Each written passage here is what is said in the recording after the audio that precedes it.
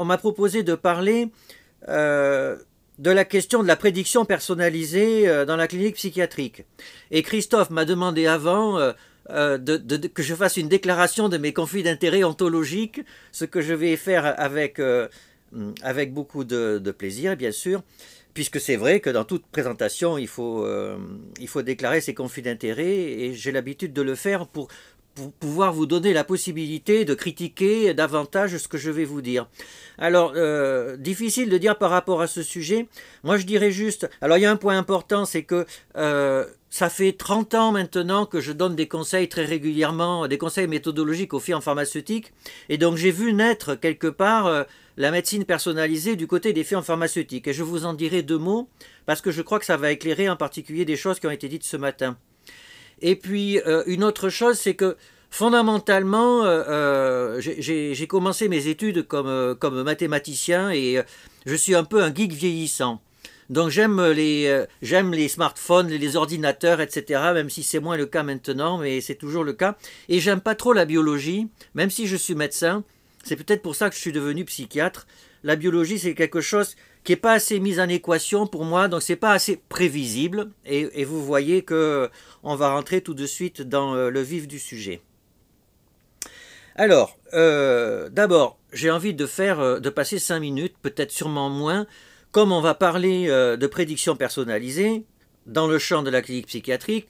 Forcément, en toile de fond, il y a la psychiatrie personnalisée et la médecine personnalisée, qui est un objet sociologique en fait. Et pour y avoir beaucoup réfléchi, et ça a été dit ce matin, peut-être avec plus de délicatesse que ce que je vais dire, mais de mon point de vue, c'est essentiellement de la communication, et essentiellement, ça répond à des enjeux de pouvoir et d'argent. Alors, qu'est-ce qui s'est passé ? Il s'est passé dans les, je dirais, 30 dernières années, progressivement, une judiciarisation de la pratique médicale, une orientation vers la recherche de la qualité des soins, avec notre haute autorité de santé, une recherche d'efficience et une mise en avant de l'evidence-based medicine, la médecine fondée sur des faits prouvés, pour le dire en français plus ou moins bien. Alors, ça a eu des conséquences. En particulier, ça a rendu la médecine beaucoup plus opératoire. Parce que comme il faut être efficient, il faut passer moins de temps avec les patients. Comme il faut de la qualité et qu'il faut faire attention au procès, il faut remplir tout un tas de questionnaires et faire attention à tout ce qu'on dit. Et quand il y a les deux en même temps, on a moins de temps pour s'engager dans la relation médecin-malade. Et de là, comme la médecine elle est plus opératoire, elle est moins humaine. Et on a une espèce de médecine de masse. Voilà, de médecine automatisée, lisse, extrêmement procédurale. Et il faut être honnête, ça marche pas si mal. C'est-à-dire qu'on est mieux soigné en 2020 qu'en 2000. Voilà. Donc, cette médecine opératoire avec toutes ses origines, ça a été au moins pour la partie un succès, mais il y a eu des effets collatéraux. C'est que les gens ne sont pas contents. Ils ne sont pas contents d'avoir une médecine qui n'est pas humaine. Et d'ailleurs, ça se voit qu'ils ne sont pas contents. Ils vont voir des homéopathes. Et d'ailleurs, c'est un problème aujourd'hui. Et d'ailleurs, à propos de médecine personnalisée, on pourrait dire que les homéopathes, c'est des prescripteurs de placebos personnalisés. Et on dirait que les placebos personnalisés, c'est une médecine qui n'est pas négligeable. Alors, les gens ne sont pas contents. Et puis 2, il y a une évolution sociale que tout le monde connaît. C'est la montée en puissance de la postmodernité. Ce mot veut dire plein de choses. De mon point de vue, il veut dire que on est passé dans la première moitié du XXe siècle d'un sujet universel à la deuxième moitié du XXe siècle à un sujet singulier. Voilà. Et donc, bien sûr, vous voyez qu'une médecine déshumanisée de masse, ça ne va pas très bien avec les sujets qui veulent être reconnus dans leur singularité. Et là, je pense qu'il y a vraiment eu quelqu'un un jour, sans se rendre compte vraiment de ce qu'il trouvait, il a senti que ça se passait comme ça, et ce quelqu'un de l'industrie pharmaceutique, sûrement, c'est un personnage conceptuel, comme on dit, il s'est dit, on est en train de développer des anticorps monoclonaux, des biothérapies, etc. On pourrait dire que c'est de la médecine personnalisée. Ça serait cool, parce que c'est bien de s'intéresser aux personnes, c'est politiquement correct, et puis comme ça attaque l'evidence-based medicine, qui est notre ennemi naturel, parce que c'est difficile de montrer que des médicaments c'est efficace dans des études statistiques. Voilà, et ça a eu un succès considérable. Alors, pour des raisons cliniques, c'est que certains de ces produits ont effectivement un intérêt réel, certains, mais pas beaucoup. Hein. Beaucoup de ces médecines personnalisées ont ce qu'on appelle un progrès incrémental, c'est un petit progrès, pas beaucoup plus grand que ce qu'on observait avant. Donc c'est surtout un progrès de communication. Alors la psychiatrie personnalisée là-dedans, ben, c'est pas terrible. Hein. Autant dans les maladies inflammatoires, en cancéro, on a des choses. Hein. En psychiatrie, on n'a pas grand-chose. Et là, de mon point de vue, c'est un peu comme d'habitude le syndrome de Calimero des psychiatres, qui se trouvent toujours méprisés par les autres spécialités médicales parce qu'ils ne prescrivent pas assez d'examens complémentaires de haute technologie. Donc, on ne les prend pas au sérieux.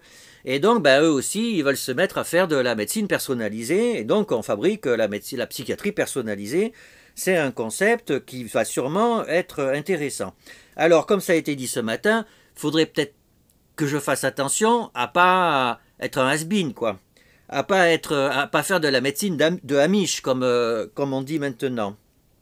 Alors, je ne dis pas qu'il n'y a pas de possibilité en ce moment, grâce à toutes les découvertes que l'on fait, pour que la psychiatrie s'améliore. J'ai pas dit ça. Ce que je dis, c'est que c'est pas de la psychiatrie personnalisée. Vous l'avez dit ce matin, la psychiatrie, elle est personnalisée. Une prise en charge psychothérapeutique, elle est bien sûr personnalisée.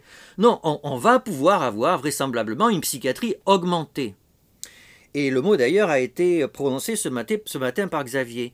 Augmentée de plein de façons différentes, peut-être avec la pharmacogénomique, peut-être avec la génétique, je n'y crois pas, mais vous connaissez mon conflit d'intérêt négatif par rapport à ça. Moi je pense que la e-santé va nous permettre d'augmenter la psychiatrie, mais ce n'est pas l'objet de ma présentation. Alors je reviens dans le cœur du sujet. Prédire de façon personnalisée. Jusqu'où peut-on prédire? Ben moi j'en sais rien, et d'ailleurs personne n'en sait rien. Vous savez très bien que quand on se demande jusqu'où peut-on prédire, c'est une question indécidable parce qu'on ne sait pas du tout quels outils on va avoir dans le futur. Et d'ailleurs, ben, c'est très compliqué parce que vous savez qu'il y a le problème des trois corps.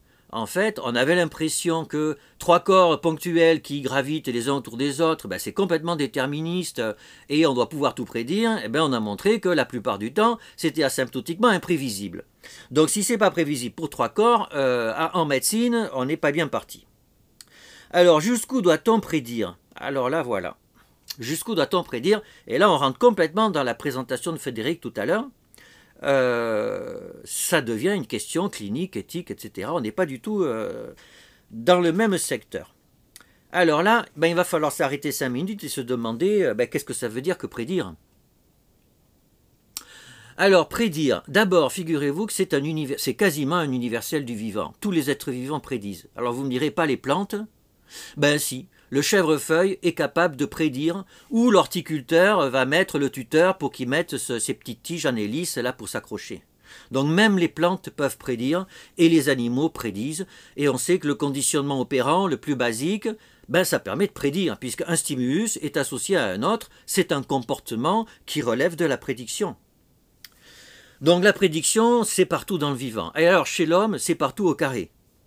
L'homme est même en permanence en train de prédire. Vous allumez un interrupteur, et ben vous prédisez, je sais pas comment on dit, vous prédisez que une fois que vous allez appuyer sur l'interrupteur, la lumière va s'allumer. C'est pour ça que vous le faites.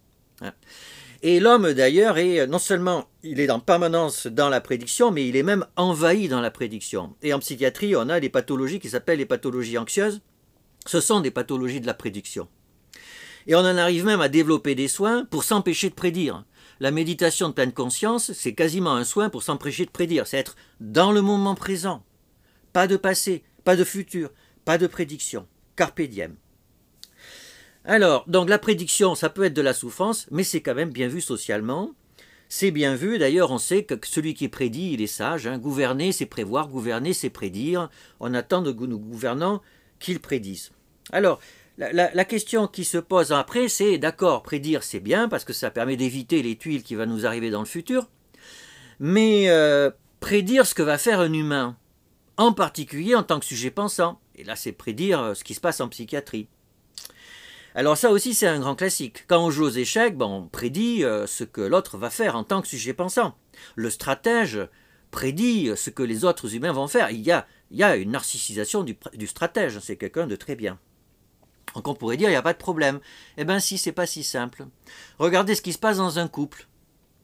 Alors bien sûr, on va dire, j'en ai marre de toi, t'es imprévisible. Et quelqu'un d'imprévisible, c'est pas bien. Mais d'un autre côté, on va dire de la même façon, mais qu'est-ce que t'es prévisible?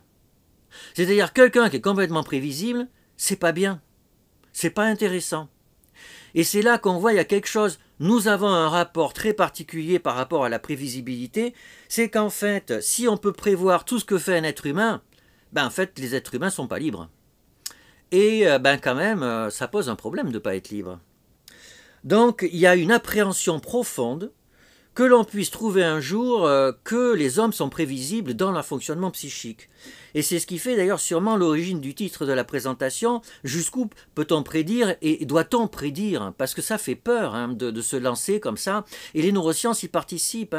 C'est-à-dire les neurosciences vont expliquer rationnellement, de façon apparemment déterministe, le fonctionnement d'un sujet en tant que sujet pensant. Et donc ça fait horriblement peur. Et d'ailleurs, on a beaucoup de collègues, en particulier psychanalystes, qui sont horrifiés de ça.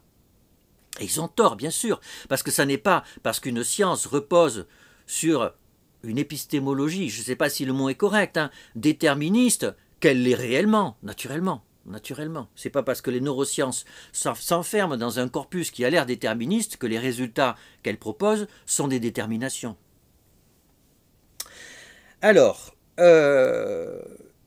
dans les 8 minutes qui restent, finalement, revenons au problème concret. On est en psychiatrie. D'abord, il faut prédire en psychiatrie. Et on fait ça tous les jours. Et c'est grave même. C'est-à-dire que vous recevez une adolescente qui vient des urgences parce qu'elle est suicidaire. Vous devez prédire si elle va passer à l'acte ou pas. Et si c'est le cas, il faut l'hospitaliser, sinon vous pouvez la replacer chez elle ou la mettre quelque temps au lit-porte, etc. Mais la décision est drôlement grave. Et on fait ça tous les jours. Alors, sur quelle base? De facteurs de risque, qui sont souvent extrêmement rudimentaires par rapport aux technologies. Le principal facteur de risque de tentative de suicide, c'est d'avoir déjà fait une tentative de suicide. C'est aussi simple que ça, et ça marche pas si mal. Alors, au-delà de ça c'est clinique, c'est quasiment du bon sens qui est basé sur de l'épidémiologie de base. Au-delà de ça, comment on prédit en fait? En fait, il y a plein de façons de prédire différemment, et il y en a par exemple qui sont inconditionnelles. Le soleil va se lever demain, je le prédis, c'est un grand classique, et ça va marcher, et on le sait tous. Pourquoi? Parce que nous savons que dans notre vie, en particulier ce qui se passe dans l'espace, est complètement lisse. Alors, encore une fois, c'est notre savoir à nous. La formalisation de ça, on sait bien que c'est le contraire, puisque déjà avec 3 corps, en fait, on n'en est pas sûr. Donc avec ce qui se passe au-delà de la Lune, c'est pareil. Mais ça fait rien. Le soleil se lèvera quand même demain, on le sait. Et plus généralement, c'est vrai que la physique propose des lois, et ces lois permettent des prédictions qui sont assez fiables. Un pendule d'1 mètre de long bat la seconde, et on peut le prédire, et ça marche. Et je mets de l'hydrogène avec de l'oxygène, je mets une étincelle, ça va faire de l'énergie et de l'eau.